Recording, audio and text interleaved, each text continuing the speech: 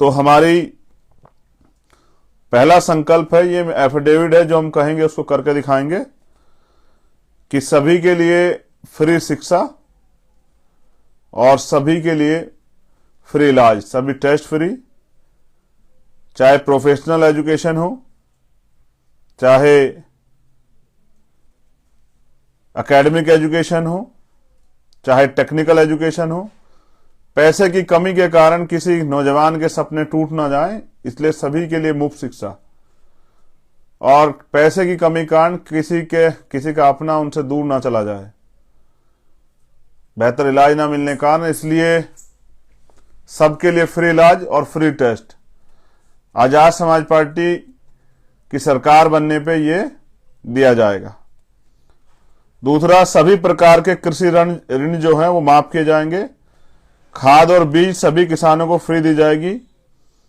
कृषि में उपयोग होने वाले उपकरणों की खरीद पर 30% सब्सिडी। हर गांव नया पंचायत में कृषि मंडियां बनेगी।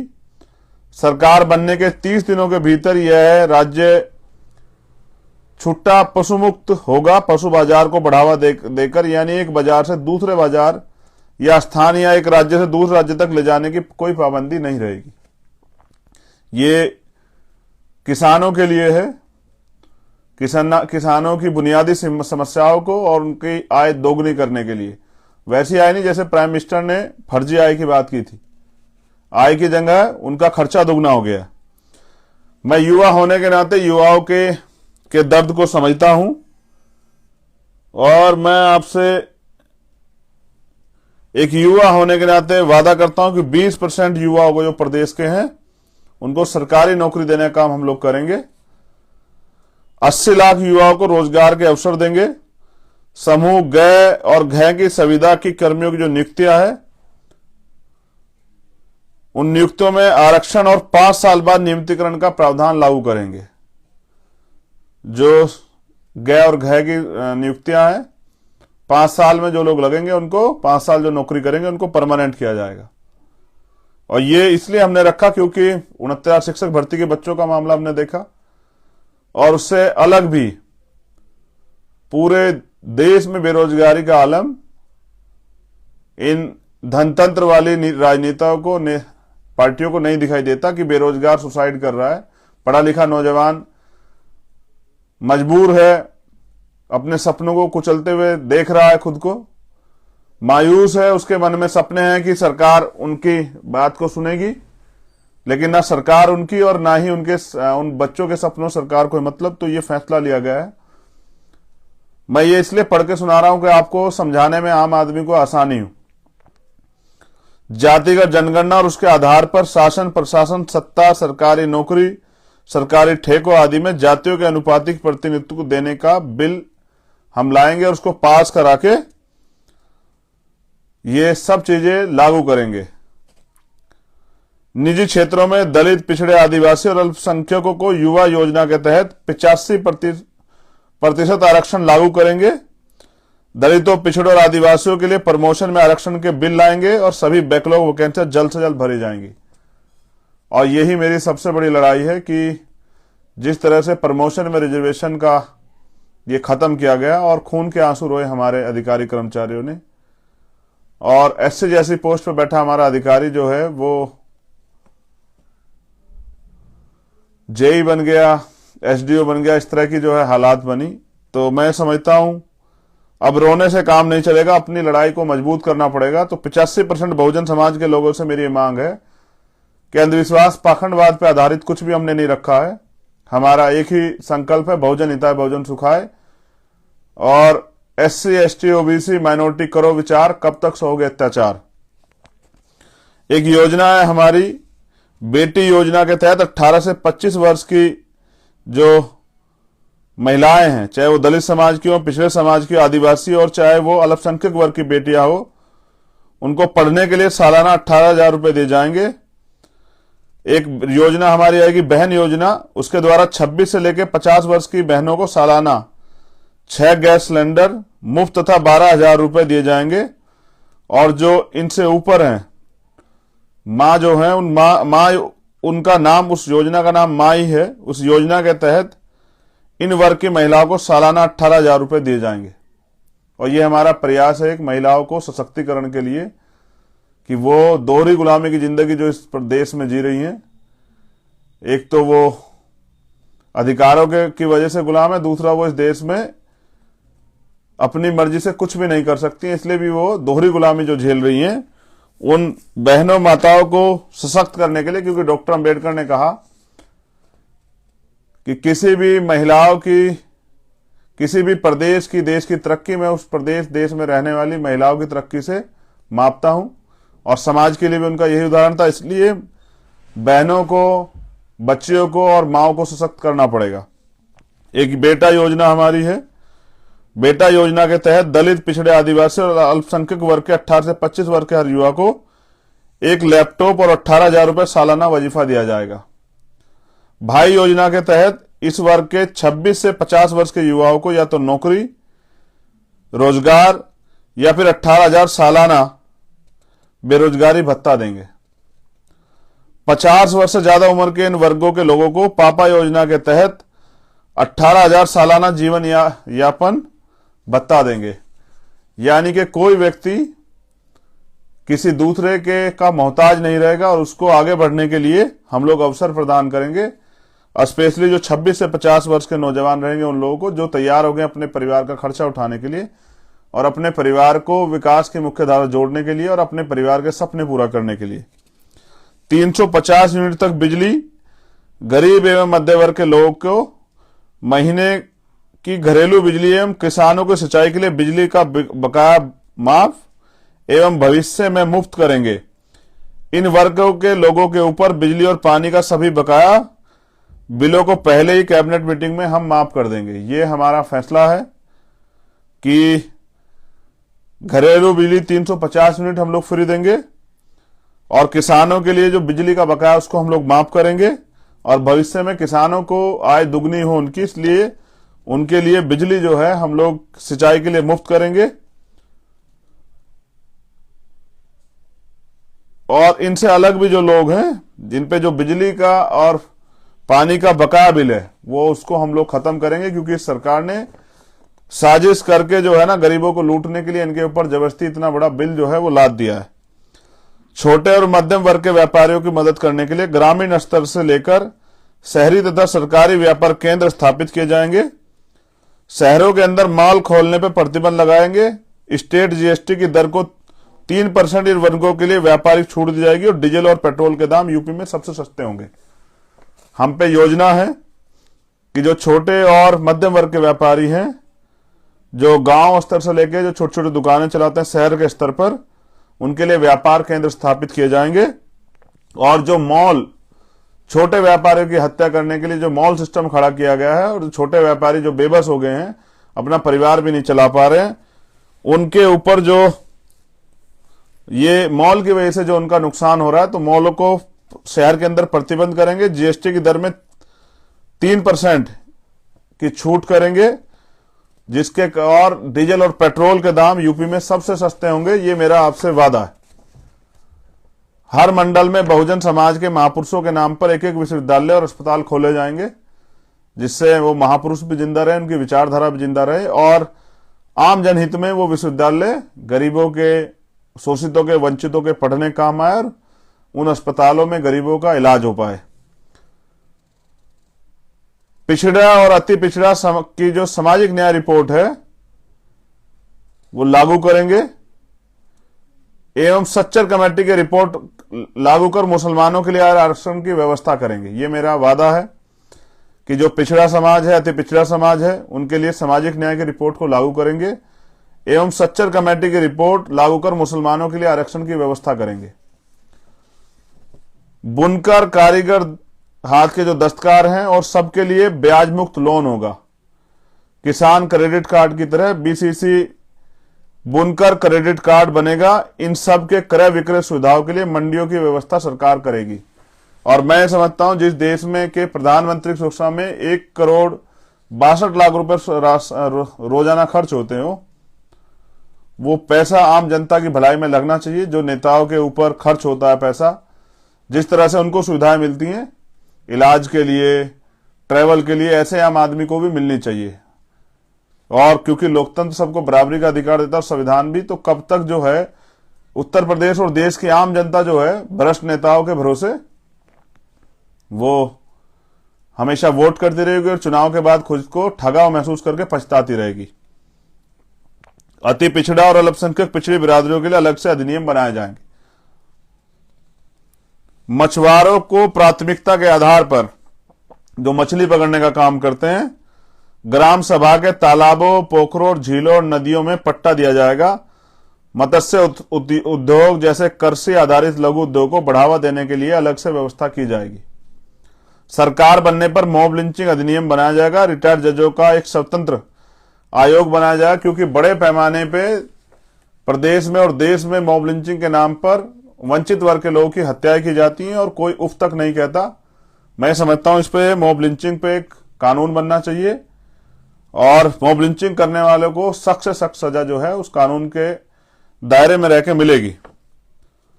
समूह ग और घ की सभी नियुक्तियां संविदा और ठेकेदारी प्रथा खत्म कर अस्थायी नियुक्ति जो है की जाएगी, क्योंकि इसके नाम पे ठेकेदारी और संविदा के नाम पे गरीबों का खून जो है वो चूसा जा रहा है और उनको जिस तरह से मरने के लिए छोड़ दिया गया है।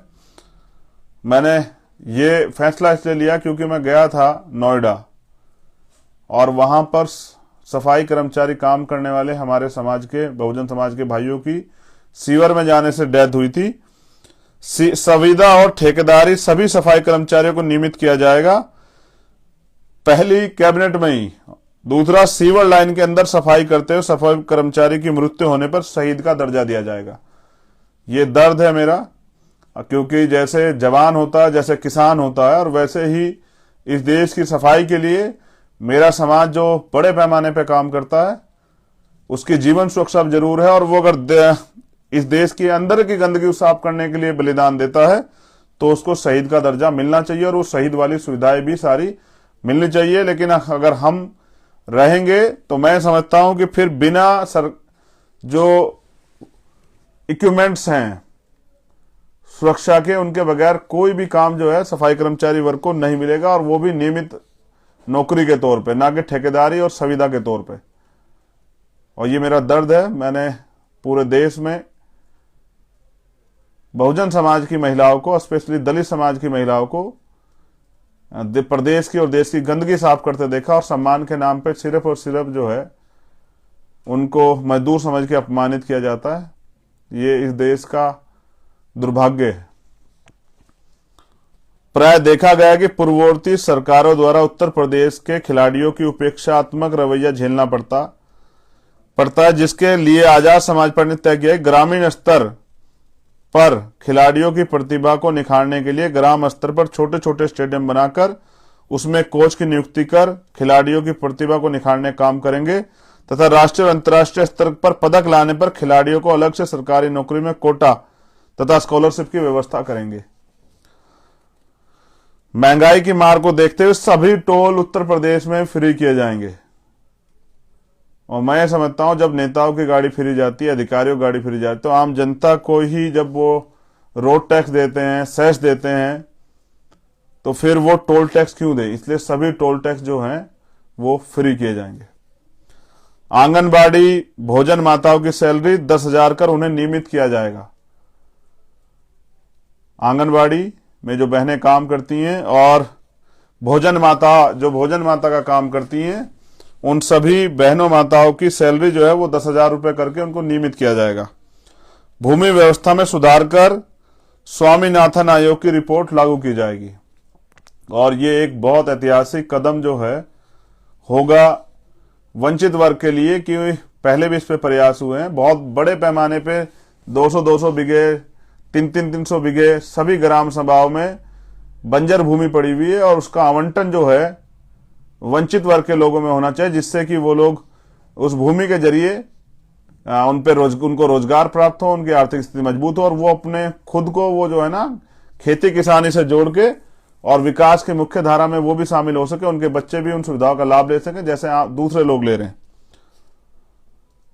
सभी सरकारी विभाग में नियुक्ति संविदा कर्मचारियों की स्थायी नियुक्ति की जाएगी।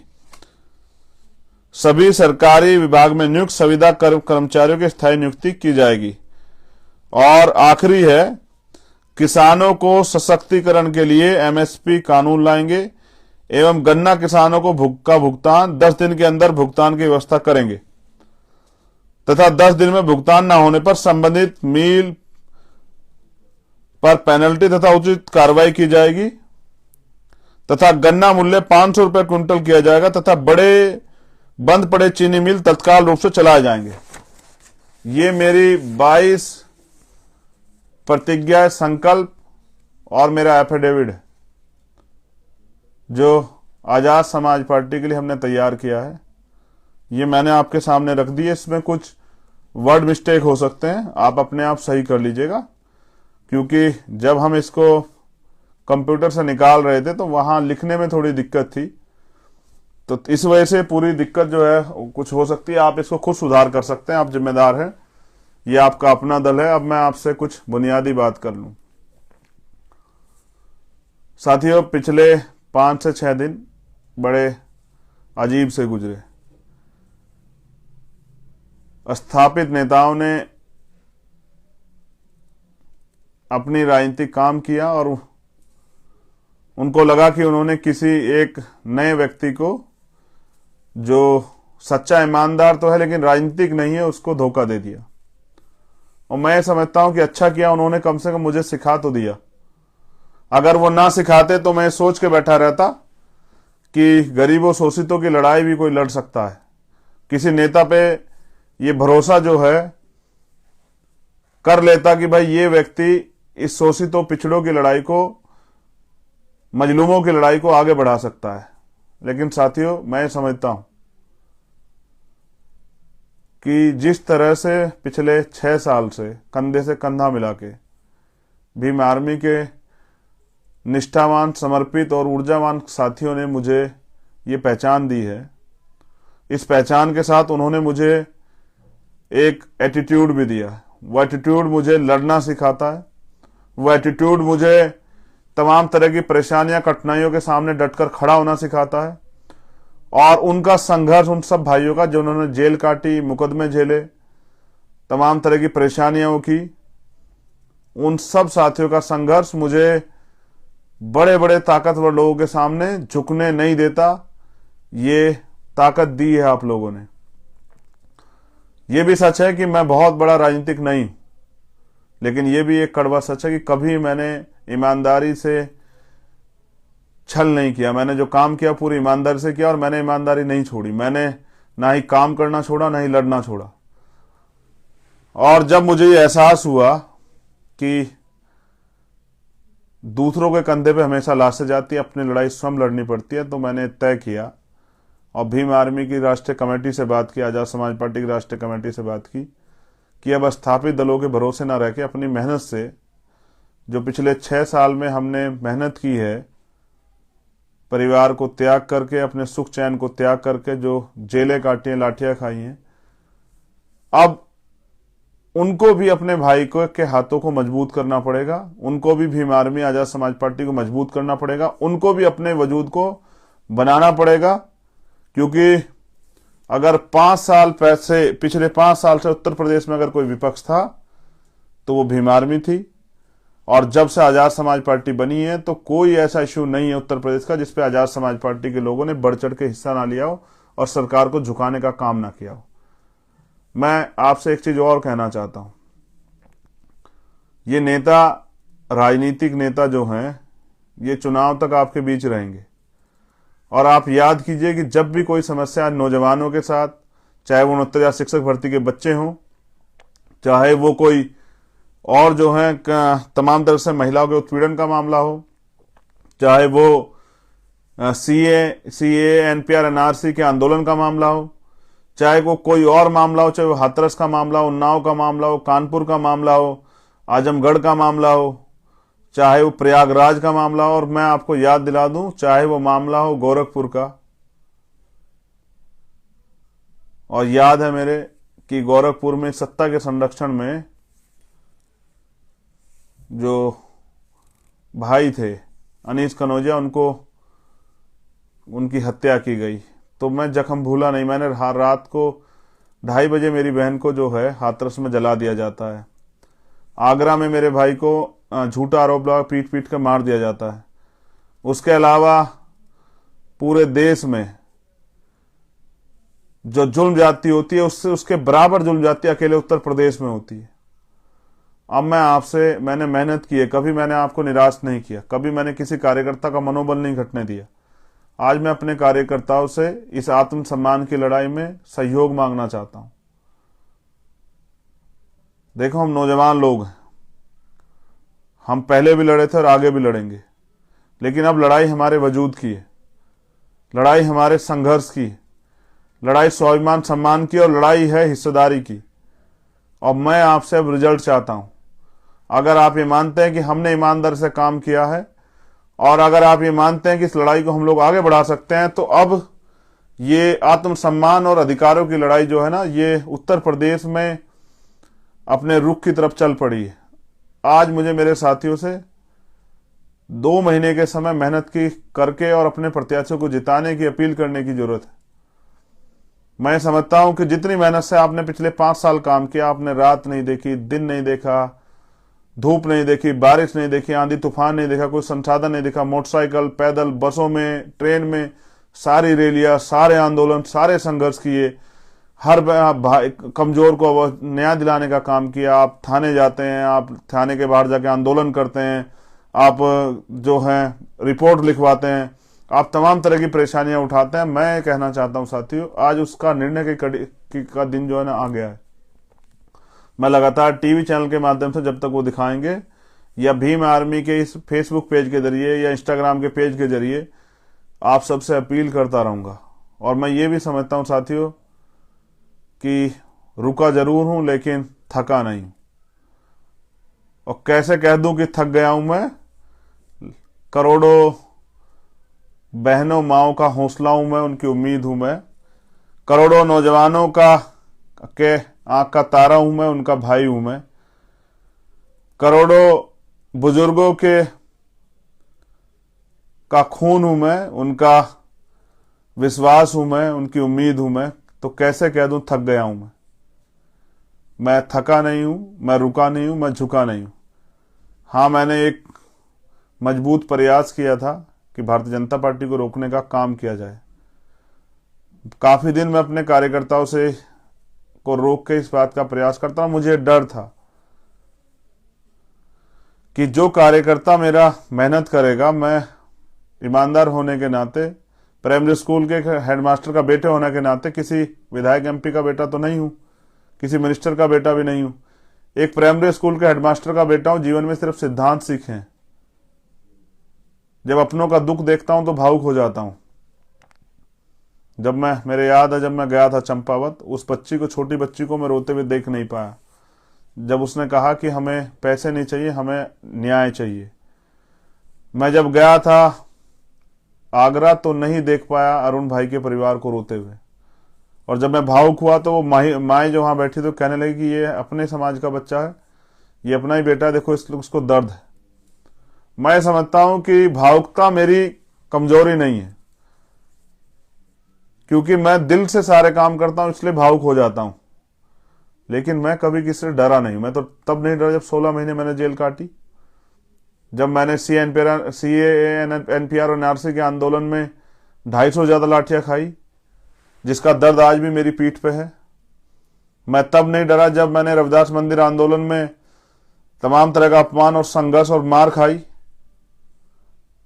मैं तब भी नहीं डरा। लेकिन आज मैं अपनों से न्याय मांग रहा हूं, अपनों से ताकत मांग रहा हूं। आपको ये तय करना है कि आपको उन लोगों को विधानसभा में भेजना है जो पैसे पे आधारित राजनीति कर रहे हैं, जो पैसे से टिकट ले आए हैं, या जो है विरासत की राजनीति को आगे बढ़ा रहे हैं, या फिर वो लोग जो ये कह रहे हैं कि मैं आपकी जाति का हूं, आपके समाज का हूं, इसलिए आप वोट दे दीजिए। या आपको उन लोगों को आगे भेजना है जो लोग मेहनती हैं, संघर्ष कर रहे हैं, और जो बहुजन समाज की एकता को मजबूत करके जो सपना है बहुजन को लेना है।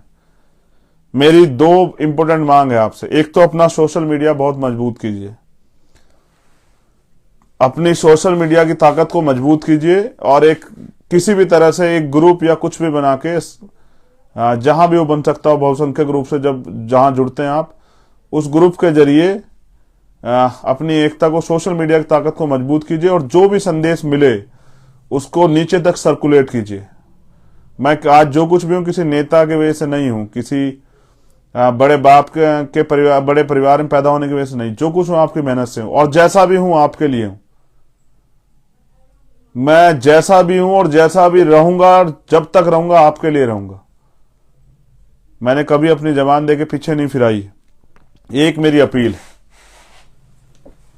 कि आप चुनाव में जा रहे हैं, ये आपका पहला चुनाव है, आपको घबराना नहीं है, आपको मजबूती से लड़ना है। अपने मन में ये संकल्प लेकर लड़ना है कि हमें अपने प्रत्याशी को जिताना है। और आपको सीखने को मिलेगा और आपको जानने को मिलेगा, क्योंकि अगर आप अगली बार भी शुरुआत करोगे तो आपको यहीं से शुरुआत करनी पड़ेगी, जीरो से। और मैं इसलिए सभी जगह पे अपने प्रत्याशी उतारना चाहता हूं कि मुझे पता लगे कि जो हमने काम किया उससे आज हम लोग कहां खड़े हैं उत्तर प्रदेश में। हमने जो काम किया उससे हमें जनता का समर्थन कितना है। ये जो नेता आपकी वोट से बनकर जाएंगे, कोई अपने स्वार्थ के लिए इस पार्टी में भाग जाएगा, कोई अपने स्वार्थ के लिए उस पार्टी में भाग जाएगा, कोई ऐसा भी हो सकता है आपकी वोट लेके विरोधी पार्टी को जाके मदद करे। जैसा मैं किस्सा आपसे शेयर कर दूं कि हमारे लोगों ने मध्य प्रदेश में कांग्रेस को वोट दिया बीजेपी को हराने के लिए, और जिन कांग्रेस के लोगों को वोट दिया वो बीजेपी में शामिल हो गए, तो वो सरकार बीजेपी की बन गई। हमारे लोग ऐसे ही देखते रहे। तो मैं पूछ रहा हूं, कब तक आप इन पे भरोसा करेंगे कि ये सामाजिक न्याय को बचाएंगे? कब तक आप भरोसा करेंगे कि ये आपकी समस्याओं को खत्म करेंगे? इनको तो पहले भी अवसर मिला था। अब आपको डीलर की, लोडर की जरूरत नहीं है, अब आपको लीडर्स की जरूरत है, और वो लीडर्स जो हैं इस आंदोलन से तैयार होंगे। और मेरा ऐसा विश्वास है, अभी तो हमने शुरुआत की है। इस बार मैं इतनी राजनीतिक शक्ति चाहता हूं कि आपकी आवाज विधानसभा में चली जाए। आपकी मजबूत आवाज, कुछ मजबूत आवाजें आपकी विधानसभा में चली जाएं और वो जाकर विधानसभा में अपने लोगों के हितों के लिए, बहुजन समाज के लोगों के हितों के लिए बोलने का काम करें, लड़ने का काम करें, उनके लिए नीति बनाने का काम करें, उनको न्याय दिलाने का काम करें और उन पे अन्याय करने वाले हाथों को रोकने का काम करें। ऐसी ताकतें मैं सिर्फ आपसे चाहता हूं। वरना वोट तो आप अब तक देते आए, नेता बनते गए, आपकी जिंदगी में कोई बदलाव नहीं हुआ। आप वहीं के वहीं हैं और अपनी जीवन को आगे बढ़ाने का काम खुद अपने कंधों पे कर रहे हैं। मैं ये भी जानता हूं, अगर आप सुबह उठ के मेहनत का काम नहीं करेंगे, जिन काम को आप करते हैं, तो शायद रात को आपके बच्चों के पेट में रोटी ना पड़े। ये उत्तर प्रदेश के नेताओं ने, सरकार ने दिया है। चाहे आप उनको कितना गले लगा लें, लेकिन आप उनके एजेंडे में हो ही नहीं। उनके एजेंडे में आप, वो 2 महीने जब चुनाव आता है, वो तब आपके पैर भी छूते हैं, आपको चाची, भाभी, ताई, बहन, बुआ सब कहते हैं, चाचा, ताऊ, फूफा, भाई, भतीजे, दोस्त सब कहते हैं, लेकिन आफ्टर इलेक्शन वो आपको ढूंढे भी नहीं मिलते हैं। अगर कोई आपके बीच खड़ा है तो वो भीम आर्मी, आजाद समाज पार्टी। एक अपील मेरे पढ़े लिखे अधिकारी, कर्मचारियों से, साथियों से भी है। ये आंदोलन, मान्यवर काशीराम साहब कहते थे कि अगर कोई सहारा देगा तो इशारा भी देगा। ये आंदोलन आपके सहयोग से चलेगा। तो जो अधिकारी कर्मचारी हैं, जो चाहते हैं कि आंदोलन आगे बढ़े, जो चाहते हैं डॉक्टर अंबेडकर और मान्यवर काशीराम साहब का सपना पूरा और ये आंदोलन आगे बढ़े, वो कम से कम 2000 रुपए तो आजाद समाज पार्टी के जो पार्टी का अकाउंट है उसमें जमा कराएं, जिससे कि जहां हमारे मजबूत प्रत्याशी लड़ेंगे वहां तो वो लोग अपने आप सक्षम होकर लड़ लेंगे, लेकिन जहां मेरा ईमानदार कार्यकर्ता मेरे मान सम्मान के लिए, पार्टी के सिंबल को बचाने के लिए, पार्टी के वोट की संख्या बढ़ाने के लिए झंडा डंडा लेके लड़ेगा, उसको भी किस तरह से उसको थोड़ा सा मदद करा के उस चुनाव को लड़ा सकें। पहले मान्यवर काशीराम साहब को बामसेफ के लोग सहयोग किया करते थे, जिसके कारण जो है बहुत सारे गरीब, इसको लगाओ यार, इसको चार्जिंग लगा पड़ा। हाँ, मेरा इंटरनेट खत्म होने की वजह से ये डिस्कनेक्ट हो गया था। तो मैं आपसे अपील कर रहा था कि जो सक्षम लोग हैं वो कम से कम 2000 रुपए आजाद समाज पार्टी के अकाउंट में जरूर जमा कराएं, जिससे पूरे उत्तर प्रदेश में आजाद समाज पार्टी, भीम आर्मी के लिए संघर्ष करने वाले नौजवानों को चुनाव लड़ने का अवसर मिले। क्योंकि जैसा मैंने कहा कि सक्षम लोग तो अपने भरोसे लड़ सकते हैं, लेकिन वो कार्यकर्ता जो मेरे कहने के बाद स्वाभिमान सम्मान की लड़ाई को, आत्मसम्मान की लड़ाई को आगे बढ़ाने के लिए चुनाव लड़ेगा, और वो इस धनतंत्र की राजनीति में किस तरह से अपने चुनाव को आगे बढ़ा पाएगा, उसकी हम लोग मदद कर पाए। तो मैं आपसे अपील करूंगा, और जो मेरा आम कार्यकर्ता साथी भी है जिसने इस आंदोलन को अपने खून से सींचा है, उससे भी मैं निवेदन करूंगा कि वो जिसकी क्षमता हो, 2 रुपए, 4 रुपए, 6 रुपए, 10 रुपए, 50, 100 रुपए, जो उसकी क्षमता हो, उसको भी इस आंदोलन में देने का काम करे, जिससे कि हम इस आंदोलन को आगे बढ़ाने का काम कर सकें। मैं पूरे देश के भीम आर्मी के लोगों से भी अपील करता हूं, आजाद समाज पार्टी के लोगों से, जिसको सीखना हो वो तैयारी करे उत्तर प्रदेश आने की। हम उत्तर प्रदेश में मजबूती से लड़ेंगे। आज भीम आर्मी के राष्ट्रीय अध्यक्ष जी का और आजाद समाज पार्टी की राष्ट्रीय कमेटी का संदेश भी है कि वो मैं गोरखपुर से चुनाव लड़ूं मुख्यमंत्री योगी आदित्यनाथ के खिलाफ। तो मैं आज उनसे वार्ता करके, और अगर रात में फाइनल है तो सुबह जो भी उनका आदेश होगा उसकी घोषणा करूंगा। तो मैं आपसे निवेदन कर रहा हूं कि आप जो लोग सीखना चाहते हैं पूरे देश से, भीम आर्मी के कैडर के लोग, वो लोग आ जाएं, और उत्तर प्रदेश में हम दमखम से चुनाव लड़ा के बताएंगे कि हम कुछ पल के लिए रुके थे लेकिन ठहरे नहीं हैं, और हम अपनी लड़ाई अपने भरोसे पर लड़ना जानते हैं। आपने मुझे सुना, मेरा ये आपसे निवेदन है कि उनके पास बड़े बड़े टीवी चैनल्स और सब कुछ है, मेरा तो प्रचार प्रसार का माध्यम यही है बड़े पैमाने पे, या फिर आप है। तो अपने मैनिफेस्टो को लेके, मैं अभी फेसबुक अकाउंट पे भी डाल दूंगा, उस मैनिफेस्टो को लेके गांव गांव जाके अपने प्रत्याशी के समर्थन में वोट तैयार करने का काम कीजिए, और हम लोग क्या करेंगे, किस किस के लिए क्या क्या करेंगे, इस बात को समझाने का काम कीजिए। वोट आदमी समझने के बाद देता है, जब वो समझ जाता है कि इनके आगे खड़े होने से, इनको वोट देने से हमको क्या फायदा होगा। निकम्मे, झूठे, भ्रष्टाचारी, व्यापारी और क्रिमिनल लोगों की राजनीति को खत्म कीजिए, और आगे बढ़ने के लिए एक जो मजबूत प्लेटफॉर्म, मैं सभी बहुजन समाज के लोगों से कह रहा हूं कि मनुवाद के आगे घुटने मत टेकिए, अपनी लड़ाई को अपने कंधों पर लड़िए, वरना इस देश में गुलाम बनाने की जो व्यवस्था आपको की जा रही है, वो उसकी तरफ आप तेजी से बढ़ रहे हैं, और आपको पता भी नहीं लगेगा कि कब आप इस देश में गुलाम हो जाएंगे। और अगर आपको चाहिए आजादी, तो फिर आपको इस लड़ाई को लड़ना पड़ेगा। और आप ये सोच रहे हैं कि जिन चीजों से आपको परेशानी, इस लड़ाई कोई और लड़ेगा, तो ये आपकी गलतफहमी। चाहे आप कल शुरुआत करें, आज लड़ना तो आपको पड़ेगा। लेकिन मेरा विश्वास है कि जैसे कभी आपने मुझे हारने नहीं दिया, इस बार भी आप इस अपने भाई के मान सम्मान की रक्षा करेंगे, और साबित करेंगे कि आजाद समाज पार्टी भीम आर्मी के कार्यकर्ता 1,000 लोगों के बराबर है। विरोधियों के 100 लोगों पे एक कार्यकर्ता हमारा भारी पड़ेगा। वो अपनी मेहनत के जरिए उत्तर प्रदेश में भी, उत्तराखंड में भी और पंजाब में भी, जहां जहां हम लोग जिन सीटों पर चुनाव लड़ेंगे, वहां वो दिखाएगा कि सबसे मेहनती, ईमानदार, संघर्षशील और समाज और आंदोलन के प्रति अगर समर्पित कार्यकर्ता नेता कहीं हैं तो वो भीम आर्मी और आजाद समाज पार्टी पे है। ये आपके वजूद की लड़ाई है, और यहां मैं लड़ूंगा, और फील्ड में आप लड़ेंगे, और आपके साथ मैं भी लड़ूंगा, कंधे से कंधा मिला के। मेरा आपसे निवेदन है कि सोशल मीडिया की ताकत को अपनी मजबूत कीजिए। जय भीम, जय भारत, नीला सलाम, और एक नए आंदोलन की शुरुआत, वो आंदोलन जो भीम आर्मी आजाद समाज पार्टी का भविष्य तय करेगा, और जो बताएगा कि अगर मान लो तो हार और ठान लो तो जीत। मैं एक नौजवान हूं, मैं नौजवानों को किसी के आगे झुकने के लिए मजबूर नहीं होना सिखाऊंगा। हमें बदलाव करने की क्षमता है, और हम बदलाव के लिए लड़ेंगे। सरफरोशी की तमन्ना अब हमारे दिल में है, और देखना है जोर कितना बाजुए कातिल में। और मैं समझता हूं कि हमने पहले भी किया और अब भी करके दिखाया। हमने जिला पंचायत में रिजल्ट दिया था, और हम विधानसभा स्तर पर रिजल्ट देंगे। सामाजिक न्याय के थ्रू हम लोग टिकट वितरण करेंगे, और जो भीम आर्मी के साथी लड़ रहे हैं चुनाव, उनको मेरी अभी से मंगल कामनाएं। प्रथम चरण के इतने प्रत्याशी, उनकी लिस्ट जो है कल डिक्लेयर की जाएगी। एक फर्जी लिस्ट जो है वो घूम रही है।